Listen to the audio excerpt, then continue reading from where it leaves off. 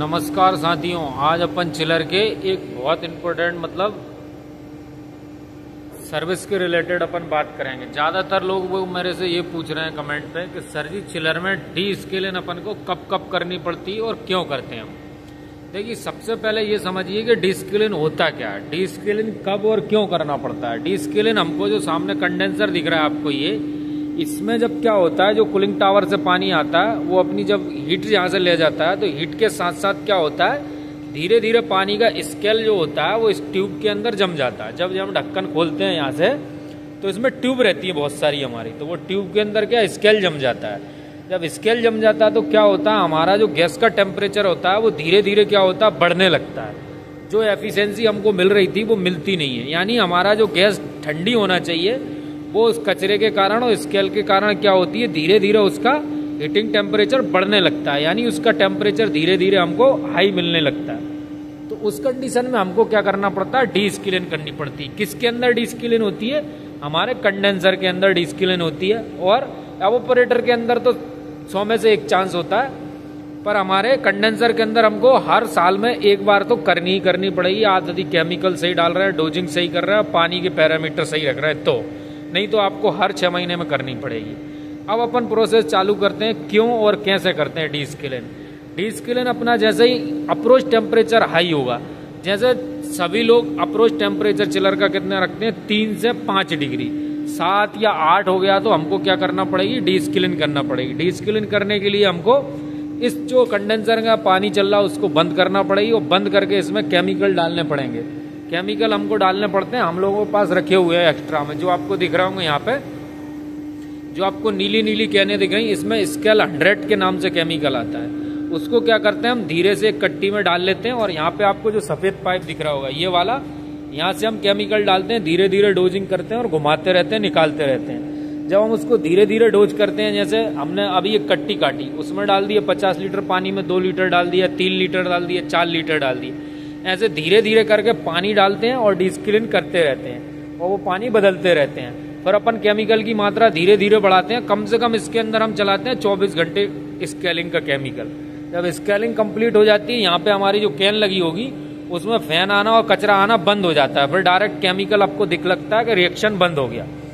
जब रिएक्शन बंद हो जाता है उस टाइम हम क्या करते हैं, इसमें से ये ढक्कन में जो नट दिख रहे होंगे आपको, ये सारे नट खोल लेते हैं और इसमें ट्यूब रहती है, ट्यूब के अंदर रोडिंग कर देते हैं। और रोडिंग करके क्या करते हैं, जहाँ पे हमारे जो बाल दिख रहे हैं फ्लैशिंग बाल, मैंने और भी बहुत सारी वीडियो डाल रखी है, तो यहाँ से क्या करते हैं, हम पानी छोड़ते हैं। जब पानी छोड़ते हैं तो ऊपर का कचरा ऊपर का और नीचे से नीचे का, और फिर हम इसको अच्छे से यहाँ चेक कर लेते हैं और रह तो नहीं गया।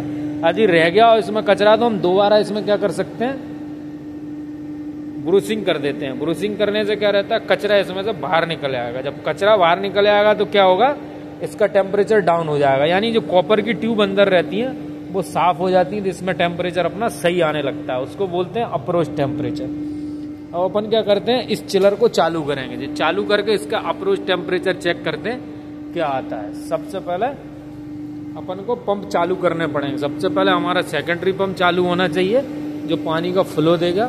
सेकेंडरी हमारा चालू है, फिर हमको क्या करना पड़ेगा, प्राइमरी पंप चालू करना पड़ेगा। प्राइमरी कर दिया और फिर हमारा कंडेंसर चालू कर देंगे। कंडेंसर के बाद हमको सीटी फैन चालू करना पड़ेगा।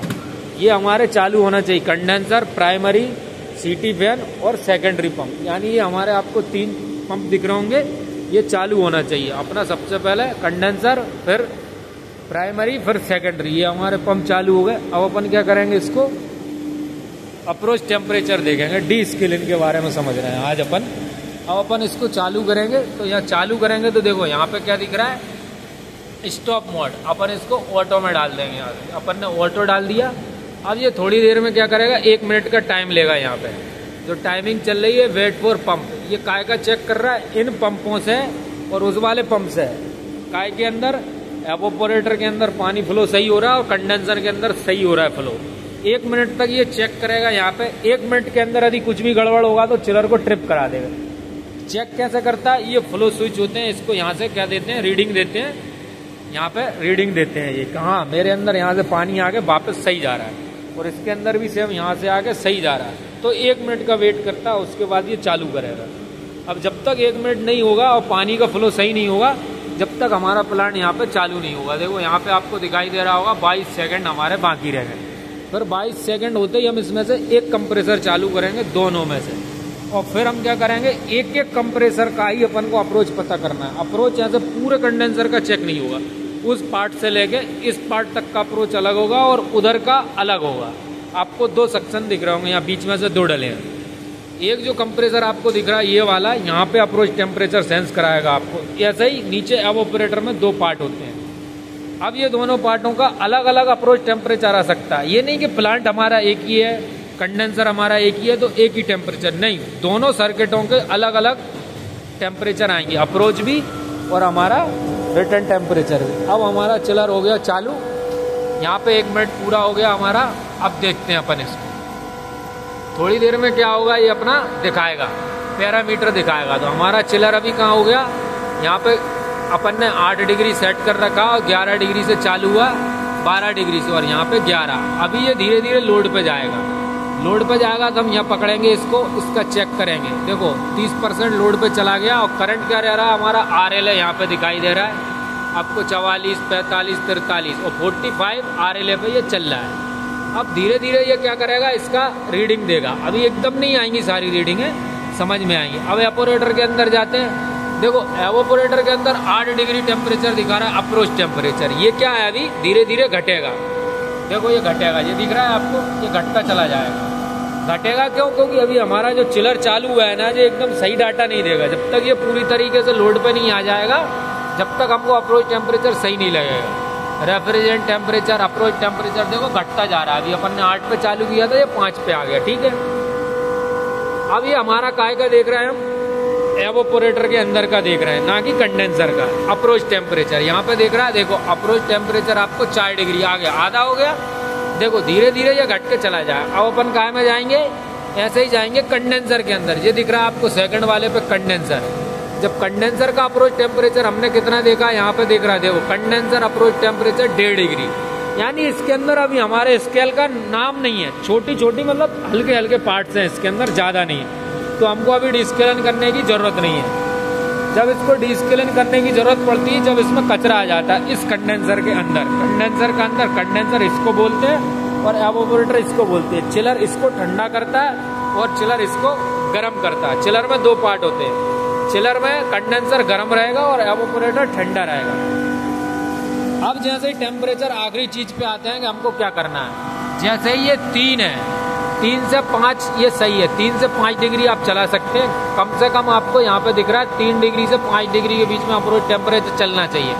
5 से 6 हो गया, 7 हो गया, 8 हो गया, ये ज्यादा हो गया। 5 से 7, 8 तक आपको डिस्केलिंग करनी है, ठीक है। चाहे एवापोरेटर में आए चाहे कंडेंसर में आए, ज्यादा कंडेंसर पे आपको ध्यान देना है क्योंकि अप्रोच टेम्परेचर कंडेंसर का ज्यादा बिगड़ता है, ठीक है। अब ये हमारा 1.5 आ रहा है, बहुत सही आ रहा है, इसमें कोई दिक्कत नहीं है। हमारा प्लांट का लोड देखते हैं हम कितना, 35-40% लोड है। और भी लोड पे आएगा तो हमारा टेम्परेचर और भी सही दिखाएगा। हमारा टेम्परेचर जब सही दिखाएगा जब आपका टेम्परेचर मतलब लोड पे होना चाहिए प्लांट अच्छी तरीके से। मैं आशा करता हूँ आपको डिस्किलिंग की हर चीज प्लांट के बारे में समझ में आ गई, कब करते हैं, क्यों करते हैं, कैसे करते हैं।